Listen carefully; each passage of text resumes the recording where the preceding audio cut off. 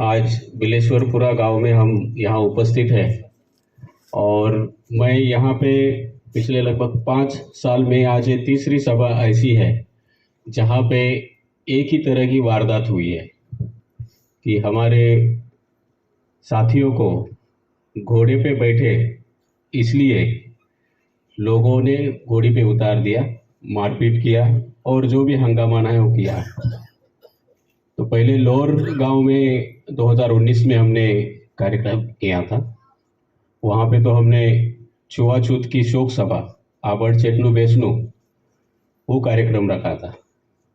डांगरवा में भी हमने सम्मेलन किया था, इसी प्रकार की वारदात हुई थी और आज हम बिलेश्वरपुरा में हैं।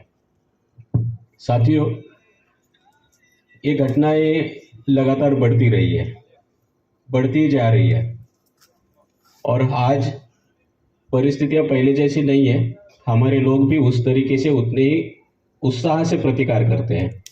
मैं उत्साह से इसलिए बोल रहा हूं क्योंकि अब उनमें जान आई है, शिक्षा आई है और कानून की जानकारी भी है और प्रतिकार करते हैं, इसलिए और भी बहुत सारे संघर्ष आगे खड़े हो जाते हैं।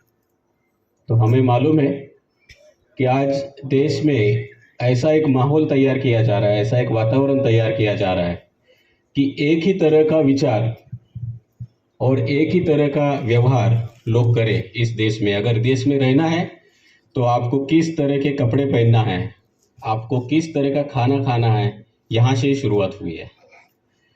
तो आज जो हम बात कर रहे हैं कि जब 75 साल हो गए संविधान लागू हुए हुए, 76 साल हो गए हैं देश आज़ाद हुए हुए, तो क्यों आज भी ऐसी वारदात हो रही है जो कि संविधान ने जो धारा 17 है उसमें ही बता दिया है कि अगर छुआछूत कोई मानता है तो दंडनीय अपराध माना जाएगा। सही है? संविधान ये बोलता है कि अगर कोई छुआछूत मानता है जातीय आधार पे तो वो दंडनीय अपराध माना जाएगा। लेकिन आज हमें मालूम है पूरे देश भर में क्या हालात है। हमारी सामाजिक व्यवस्था का इतना विचार का पगड़ा लोगों के दिमाग में घुसा है कि आज भी वो निकल नहीं रहा है। तो हमें ये भी बताया जाता है कि भारत आज़ाद हुआ, अंग्रेजों की गुलामी से आज़ाद हुआ भारत, लेकिन ये नहीं बताया जाता है कि हजारों सालों की जो गुलामियां थी, जो कुरीतियां थी, जो परंपराएं थी, उसको एक ही झटके में संविधान ने खत्म कर दिया। ये बहुत जरूरी है हमारे लिए समझने के लिए। और वो सामाजिक कुरीतियां लोगों ने इतना दिमाग में भर के रखी है कि आज भी हमारे सामने अगर कोई व्यक्ति आता है तो सोचते हैं हमारे दिमाग में कि अगला व्यक्ति कौन सी जाति का होगा, कौन से धर्म का होगा, क्योंकि ऐसी कोई शिक्षा ही आज तक समाज में तैयार नहीं हुई कि जिसमें लोग समझे कि सच में मैं भारत का नागरिक हूं और मैं आखिर तक भारतीय रहूंगा। जितना भी प्रशासन या तंत्र है यही दिमाग में घुसाने का प्रयत्न करता है हमें कि आप जैसे हो वहीं पे हो, अच्छे हो, उससे आगे बढ़ोगे तो आपको परेशानी होगी।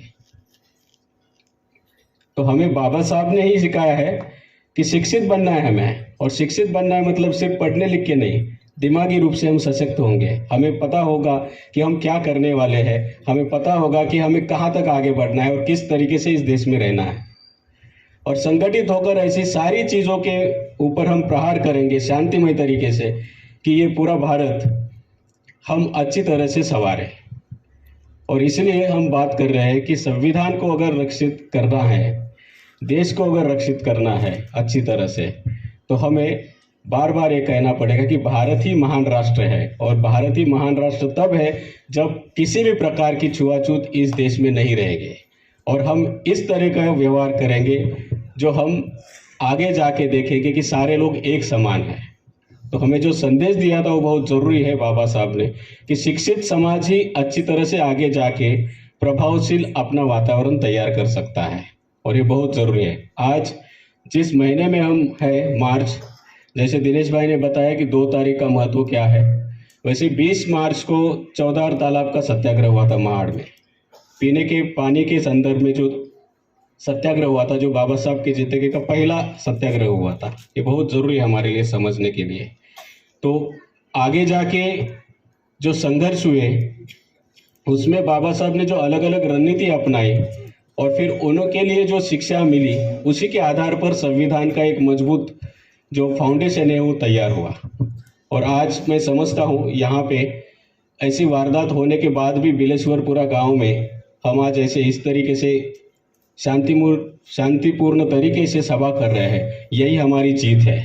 कानून अपना काम करेगा अच्छी तरह से, लेकिन यहाँ बैठ के हम शांतिपूर्ण तरीके से इकट्ठा आए हैं। अलग अलग राज्यों के साथी यहाँ पे उपस्थित है, अलग अलग जिलों के गुजरात के साथी यहाँ पे उपस्थित है, और हम ये दिखाते हैं, समझाते हैं इसी बात से कि हमारी हिम्मत कभी हारने वाले नहीं है। आप कितने भी वारदात करते रहो, हमारा हौसला बुलंद है और हम आगे बढ़ते रहेंगे और संविधान की रक्षा करते रहेंगे। जय भीम।